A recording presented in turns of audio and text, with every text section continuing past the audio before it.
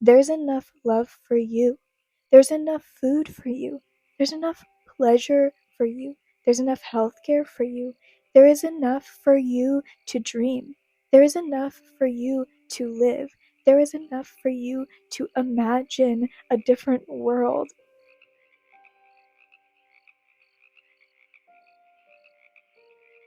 It doesn't need to be big. It just needs a chance to grow.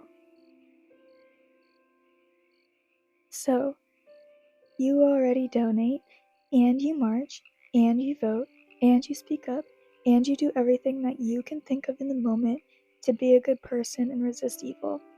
Whatever that means. But what do you do when it gets boring? And there's no Nazis to punch, nobody to save, just you in your bed, or at work, or disabled, or with your kids, or on the toilet with food poisoning for days on end. What then? How do you resist then? How do you resist when life gets in the way? The real long-term life commitments that you have, the things and people that you care about and that you love. How could you choose between them?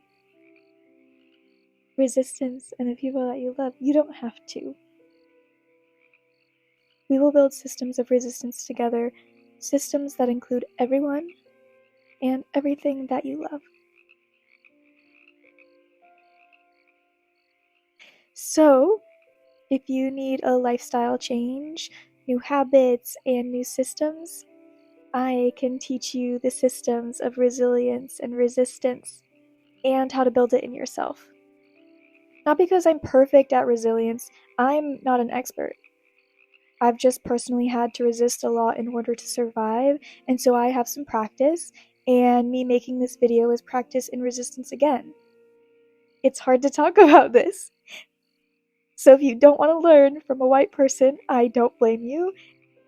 I recommend going to Imani Barbarin's page. Imani, I really, really enjoy all of her teaching that's listed on screen. But if you want to learn from a Black disabled woman who knows far more than me, that's where I recommend you go. Anyway, let's get started. Hi, I'm Brenna. I'm the Curious Little Frog. Here we focus on loving unconditionally with informed consent and harm reduction. We allow everyone in curiosity and in unconditional love. Please join us for this video today, and I'm really excited that you're here, and I love you. Resistance. You don't learn resistance by suffering. Not by doing as many pull-ups as you can, not by being an alpha, or being the best, or by forcing yourself to struggle in the lie that the struggle will make you better. No. Making you suffer only makes you suffer. And when you make yourself suffer, you make your empathetic loved ones suffer, watching you choose it. So together, today, let's choose resistance instead of suffering. Resistance, the inverse of suffering. Resistance, what suffering wishes it saw when it looked in the mirror. Let's change your suffering into resistance today. The first resistance is believing that there's enough for everyone, including you. There's enough love for you. There's enough food for you. There's enough pleasure for you. There's enough healthcare for you. There is enough for you to dream. There is enough for you to live. There is enough for you to imagine a different world. But there are people who want you to be so afraid that you forget that and just let them take your soul. And by that, soul, that word, I mean your time and energy. That soul, time and energy, those are the true currency on this planet, not money. Time and energy, your soul. When you're selling your soul, it's because you're selling all of your time and energy. It's easy to let someone take your soul when they have convinced you that you won't survive without them. Just like capitalism. Capitalism is like that harmful, toxic ex who keeps telling us that we can't survive without them, and we keep going back. So quit going back. The second thing I want to talk about is emotional blackmail, and this is how we become too tired to resist. Maybe one time we did believe that there was enough for us. Maybe one day we did dream. Maybe one day we did know ourselves. But just like your toxic ex or your toxic family or your toxic community, capitalism uses emotional blackmail to keep you in its grip and unable to resist. You know what blackmail is, or you think you do because you've seen it in the movies, right? And that's never happened to you. Well, I mean, maybe it has, but it's most likely never happened to you if you're listening to this. But what is emotional blackmail? Emotional blackmail is a manipulative tactic used to control someone through guilt or upset. It can occur in personal relationships, in your workplace, or in other social situations. Psychotherapist Susan Forward popularized the term, theorizing that the dynamics between the controller and the controlled person or persons involve fear, obligation, and guilt. Emotional blackmail can leave victims feeling trapped, stressed, and emotionally drained. And that's how we feel under capitalism. And when we buy into this lie that giving your time and energy so someone else can make money off of you will make you happy, because it can't. They're stealing from you your time and energy. So, in resistance, long term resistance, we remember there is enough for everyone and there is enough for me. We remember fear is a lie to control us via emotional blackmail. And we remember that you are worthy of unconditional love, and so is every living being, human or otherwise. Okay, so what is unconditional love? That's another thing that maybe you don't know what it is, and maybe nobody taught you what it is, or if they did teach you, it was so obscure that you really don't know what it is still. First, I'll tell you what conditional love is. Conditional love. I will love you just under these conditions. That could be anything. I'm sure you know a conditional love. Unconditional love. There is no condition under which I will not love you. Unconditional love. There is no condition under which I will not love you. I made a graph about the love spectrum, um,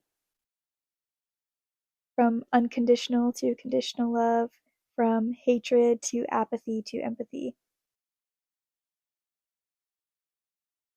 So people, especially people who use emotional blackmail, they say I love you a lot. Generally, people say I love you a lot in communities. But what does that mean? Because you know how it feels when you say I love you and someone else means something different when they say I love you. I want to talk about this graph that I made a little bit first. So the origin point is apathy. No feeling, numbness, no love, no empathy, no hatred. Nothing. My personal goal in love is within that first quadrant in yellow, empathetic, unconditional love that continues to grow away from apathy, increasing every day. But then there are other toxic forms of love that can drain us, lessen our resistance, and attempt to control our actions by falling into one of these other quadrants of love. So, unconditional love mixed with hatred can be like a proud mother who will love her son through anything, but then he comes out as gay. So she loves him unconditionally, but it breaks her heart to watch this happen because of her internalized hatred of gay people. So she's disconnected from empathy with her son, and instead she feels sorry for herself. Sorry that the son that she loves so much could turn out this way. She still throws family dinners and invites him, but cries herself to sleep and makes sure the son knows it. She votes Trump and posts about gay marriage on Facebook, but then also posts about her son's accomplishments. It's confusing. Then there's the hatred, conditional love. It's typical of a controlling, abusive family. These people have more rules of what love doesn't do than any loving or giving action toward any member of the family or community. I love you, so I can do whatever I want to you. And also, you have to be this way, or I won't love you.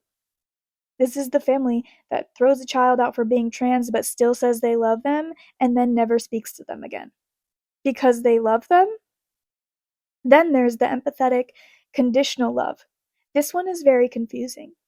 This one can look like a traumatized parent trying their best to undo familial abuse, but then forces the child into different abuse by trying to make them perfect.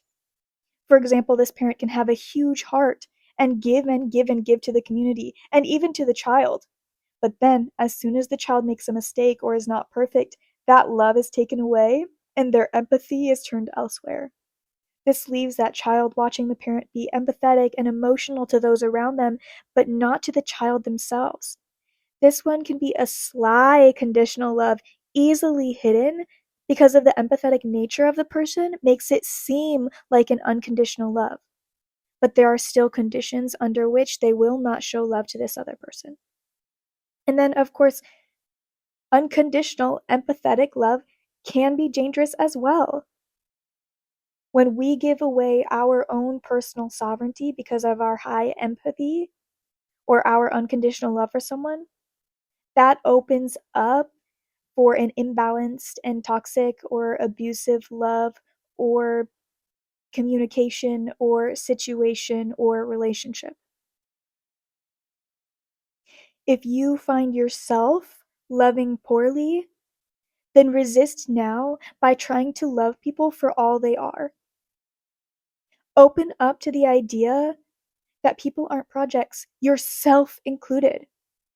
And we are all here to love and grow and resist together like trees in a hurricane. Resistance. There is enough for me. There is enough for everyone. Resistance. Fear is a tool by anyone who wants to control me. Resistance. Unconditional, empathetic love is what we strive for. Okay, blah, blah, blah, blah. You just said a bunch of stuff that meant nothing, Brenna. You just showed this graph that you made.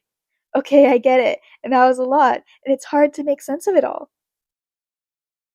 But I want to teach you how we resist long term inaction, a list, something you can write down and do today, then tomorrow, then the next day. But before that, I want to talk about the sponsorship for today. As some of you know, if you've listened to this channel, we don't sell sponsorship spots on this for ads. We give sponsorships at Curious Little Frog to people who need them. So today, my friend Teresa is going to read this sponsorship for one of our other friends named Manar. And then we'll be able to get back to our list. Hi everybody, thank you for letting me lend my voice to Manar and her cause. I'm going to be sharing her information, so thanks for keeping an open heart. Manar has 5 children and she's trying to support them alone in Gaza. She relies completely on donations from people like you and me to feed and diaper her young children. She has a pair of twins and 3 beautiful daughters, and right now they're currently separated from their father and other family. Food is so expensive and scarce that Manar is forced to dig through garbage and wash off moldy bread to feed her children. At times, she's also been forced to use bags as diapers for her kids. Manar is extremely resourceful and resilient, but she can't survive this disaster on her own. So, if you could please find it in your heart to share her link, her fundraiser, to spread her story, these pictures of her and her family that she's trying to protect and support. That would mean the world to her and to her children. And please, if you have any money to spare, a couple dollars will really add up and help her find the flour that she needs in order to just make her family some fresh bread so they don't have to eat expired bread from the garbage. So thank you so much for letting me kind of talk about Manar's story for her. Thank you so much for resisting the urge to click away as Teresa talks about something that we don't always want to hear. We don't want to hear about people who need help, but people need help. And resisting the urge to click off is your first step in training your unconditional empathetic love. So if you are still here, you are winning in love. And I am so proud of you in this moment. Thank you so much for being here. Okay, now I want to talk about this list of ways that you can start to build resistance in a community mindset, and then some things that you can look up in order to continue learning about resistance in the long term, because resistance is continuing to do stuff every day, not just a one time act. So, first things first, meet your neighbors. Ask them for something small when you need it instead of going to the store. Make sure that they know that they can come to you for the same. Recently, my neighbor came over and asked me for a charging cord instead of going to the store, and I had one. Start asking the people in your community, the neighbors you just met, or the friends you already have, what their special skills are. Start keeping note, especially if you can physically, of what people around you know how to do, in case you need to know how to do that thing soon. Be a friend to others, and they will be a friend to you. I have found that in starting most of the conversations in my current friendships, that I would never give up the times I've started a conversation with a stranger. They turn into friends far too often. I started by telling myself I would give one sincere compliment to a stranger every time I left my house. And this isn't objectification, folks. I'm not telling you to objectify their body. This is talking to the spirit of their humanity, their creativity, their essence. Start uplifting the people around you, and then you will soon be uplifted as well. Give offerings. My neighbor doesn't speak English. She saw me outside and brought me a bowl of snacks and then left. That was one of the most beautiful offerings I'd been given for a very long time. A stranger sees me and just gives me a treat. And now we're friends. And we give each other treats without needing a word. I could have been afraid and not ate anything on the plate. I really almost did. But instead, I took a bite of every single sweet on that plate. And I'm so proud because I made a new friend instead of a new fear. Next, understand that most people are not truly bad. Everyone, everyone justifies their own life well enough when you ask them. So don't let others' actions reflect on you. If the driver experiencing road rage cuts you off, just give them a little extra space today. Yeah, you could ride their tail. But try resisting the pettiness and try giving people more grace than you're used to. Not for them, even, for your own nervous system. When you give people grace, when you give people mercy, you resist adrenaline spikes from anger and being activated. It works to build you up in times that you'll need control. So be gracious. Practice. Another is to ask for stuff. This one is hard because we are trained by capitalism that stuff costs money. Stuff costs money. Stuff costs money. Your parents maybe even told you that. Stuff costs money, Brenna. People make stuff. Ask people for the stuff. People usually don't want stuff to go to waste. So if you see something going to waste, ask for it. I truly believe that there is no shame in asking for something. Sure, if you see a small business struggling to survive and you choose to ask for free stuff, that's your own lack of accountability, empathy, and you will probably be held accountable to your lack of empathy. But vulnerability at its core is beautiful, and asking is vulnerable. So if stuff gets thrown away at work, ask if you can take it home and distribute it among your community instead. Resist the answer of, it's our policy. Resistance is daily. A script for you, for yourself, or for anyone who says, it's our policy. How can we change that policy? It's our policy. How can we change that policy? Oh, it's just how we do it here. Oh, how can we change that to make it better? Nobody will change things except for you. Nobody will change things except for you. Oh, somebody should change that. You should do that. Nobody will do it except for you.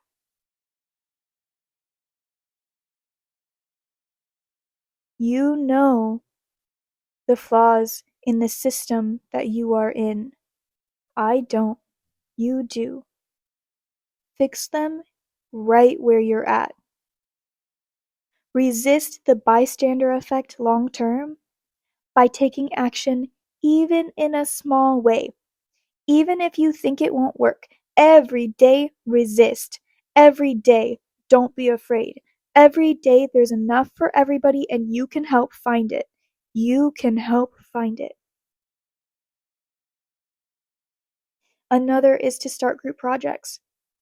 Maybe the last group project you had was in high school or community college, so it sucked because you became the group leader and did everyone else's part. So you swore that you'll never work with another person on something ever again. You were 17. Get over it.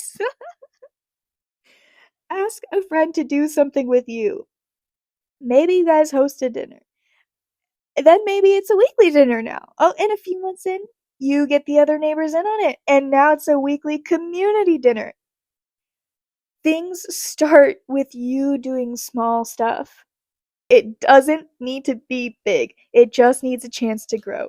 Maybe it's a community garden that starts with you and your siblings planting in buckets on your apartment balcony.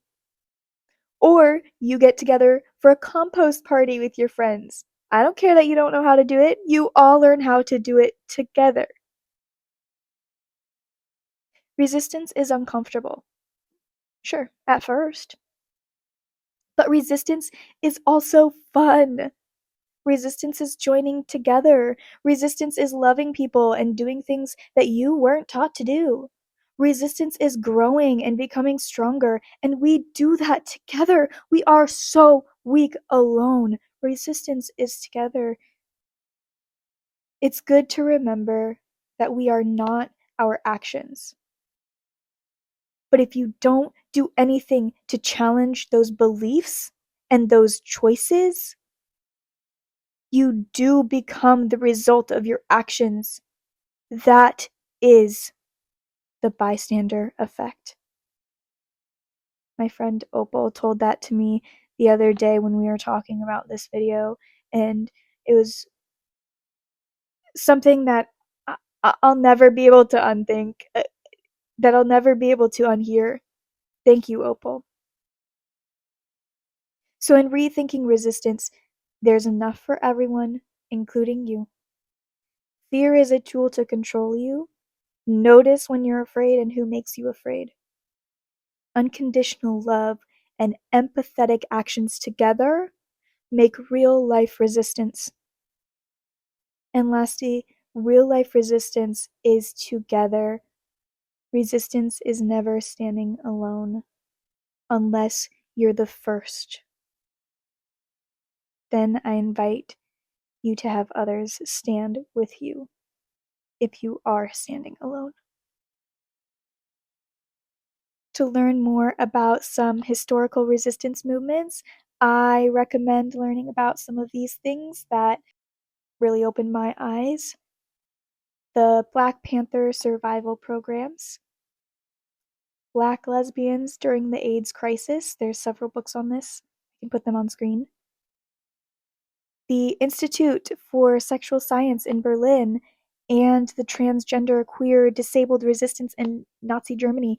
I don't know if you guys knew, but the first to die in the Holocaust were the people everyone was okay with killing, which was the disabled people, the trans people, homosexual people, intersex people, mentally ill people, criminals, and the Roma people, who most people would know by the slur that they are called, which I will not say, but I will put it on screen. But they are Roma. Roma people were killed.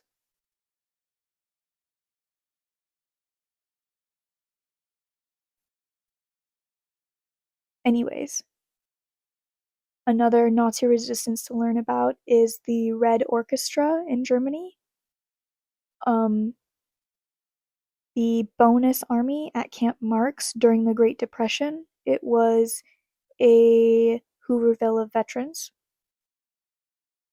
And the Kent State Massacre, which really opened my eyes to what it looks like to resist in the face of death and fear. And yeah, if you have any more resistance or historical resistance that you think that I should learn about, I would love if you put any book recommendations in the chat. I want to repeat Opal again. It's good to remember that we are not our actions. But if you don't do anything to challenge those beliefs and those choices, you do become the result of those actions. That is the bystander effect. Opal is a dear friend of mine, and also the other sponsorship for today from the Curious Little Frog Studio. Opal makes these beautiful art pieces and can be found on screen and in description. I would like to read what Opal wrote as well.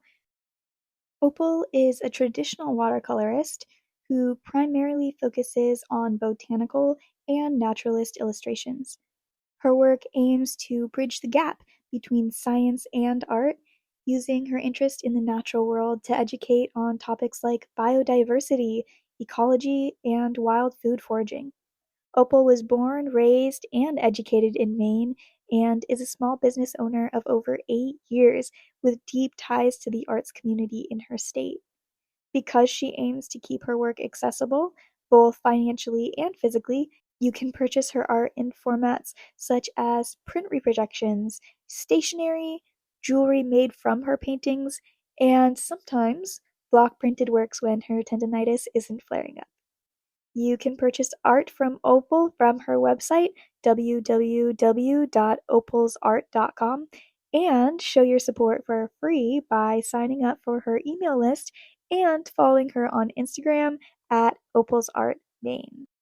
I also want to invite you all to support me and the Curious Little Frog Studio and my art by going to the description and clicking on the link to my Ko-fi, where you'll find my print club membership. For $18 per month, you get to support me in making these videos, in painting, in educating others, and you get a print in the mail every single month. Sometimes bonus stickers or mini prints as well with that print. So, if that sounds like a good deal to you, and it is for me, I hope you'll find it in the description, or you can find physical paintings in the description by me as well. This one that I'm painting now for this video was a commission, so this one is not for sale, but I so loved making it.